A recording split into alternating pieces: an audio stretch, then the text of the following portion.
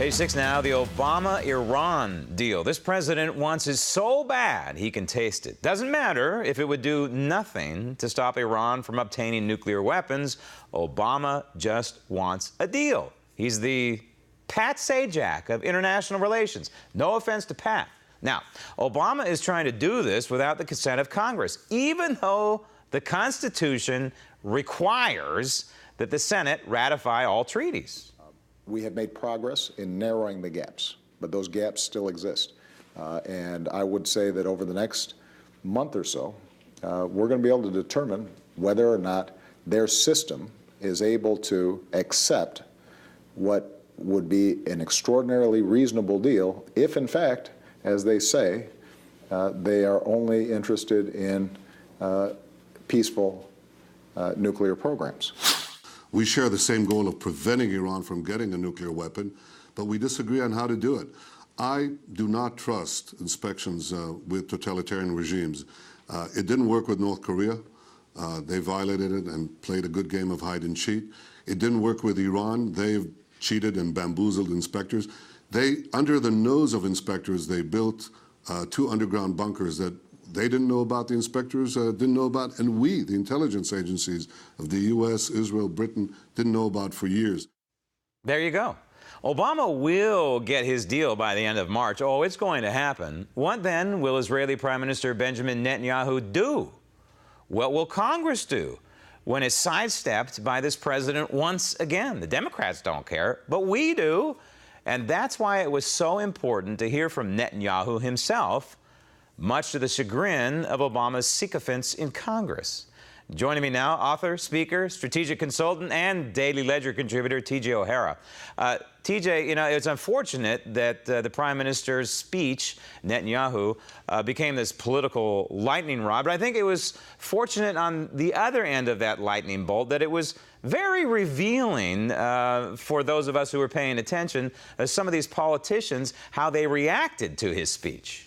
Well, that's true. We had Nancy Pelosi, who was nearly in tears because of the insult to the intelligence of the United States and the condescension towards our knowledge of the issue. Well, Nancy, I don't know what to tell you, but if I had a quarter for every time you gave a speech that I felt was insulting to our intelligence and was condescending towards our knowledge of the issue, I'd be a member of the 1% just like you. Sometimes you have to listen to a speech to know what's in it. Now, on the flip side of that, it's interesting because Al Jazeera and Al Arabia both sided with Netanyahu. They thought he was on point. They thought he was succinct. They thought what he was really doing was exposing a risk and a clear and present danger, as one of them said, not only to Israel, but to the U.S.'s other allies in the region. And they expressed their concern that the United States wouldn't support them and prevent them from being exposed to Iranian aggression. I'm going to see if I have a couple of quarters to throw at you. You know, she even said that she cried. And speaking of crying, this president shed a couple of tears as he was saying an official goodbye to the Al Capone of the Department of Justice, Eric Holder. Well, this isn't the first time. The president cried in 2012 when he was reelected, and he was talking to his staff, and tears were streaming down his face. And he had a few tears streaming down his face as he talked about his good friend Eric Holder. What's interesting is that the president is then positioned as a caring, intellectual individual who's expressing his emotion. Now, the flip side of that, this could have been a John Boehner moment. John is sometimes portrayed as this, blubbering fool who will cry at the drop of the hat. The interesting thing, as you pointed out, this was about Eric Holder. Eric Holder couldn't resist during the course of the farewell of bringing up the race card. And in a way that wasn't very nuanced, he talked about some people have been brought vehemence, I think was his quote, against the president and him. And the only clarification, he said, those people who were talking about taking back the country. So this is one of those Maria Harf moments when it may have been a little too nuanced. Is he talking about 1 out of 2 people, 1 out of 200, 1 out of 2 million? We don't know. All we know is that he's used racism as both a weapon and a shield. And the irony is that he's also taken the time in the past to criticize the DOJ that he inherited. kind of an administrative trait, and he inherited it from a gentleman by the name of Alberto Gonzales, who was the first Hispanic Attorney General in the history of the United States. So you look at this, and I guess sometimes you may agree with the president. Eric Holder's behavior is enough to make a grown man cry. And it's enough to have Congress hold him in contempt. You mentioned John Boehner and his crying, but, from this seat, I got to tell you, since 2010, when he took over as Speaker of the House, I think he's bungled things almost across the board. But since the November election, it seems like it's pedal to the metal for John Boehner in terms of screwing things up. He's just not playing things very well, and he doesn't have control of his people, and he shouldn't, because he's not leading well, and therefore there's a faction inside the House that maybe wants to get rid of him.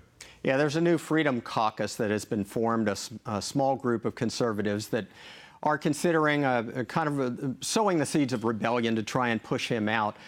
John Boehner always wanted to be Speaker of the House, but when he became Speaker, he almost forgot how to speak. He's afraid to speak up against the fractionalization within his own parties.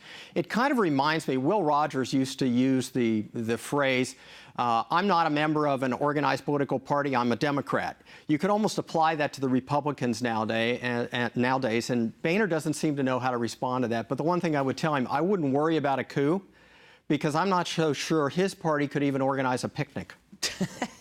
In schoolyards across the country, they used to play games like dodgeball, but apparently it's been outlawed, banned across the country because of some liberal reason. But it's sad that simple childhood games can put a child in trouble. Well, that happened just this past week. There was a child who just created the unimaginable, horrific exposure to life and limb by going like this to a friend and going, bang, you're dead. Mm-hmm. Now, this finger weapon that he was using could have been used as a symbol also for the administrators who ended up suspending him for a day. Because if you think about it, these people are losers of the number one order. They aren't politically correct, they're politically ignorant. What's interesting is, don't you think it's a little tough to take a literal interpretation of this being a handgun? Thank God they didn't disarm him. I mean, you could have only hoped that maybe they would have asked the little boy to give them the finger. But I would say if there's anything that concerns me, and I think you pointed this out earlier in your show today, the president recently gave a speech where he said it's easier to secure handguns than it is to buy vegetables. Now, what if this story makes its way to the White House? How far away are we from an executive order that bans fingers as well as ammunition? I think you have a great point. And with that, we're out of time. TJ, thank you. You're welcome. Coming up next, the reason college students tried to ban the American flag as the Daily Ledger continues.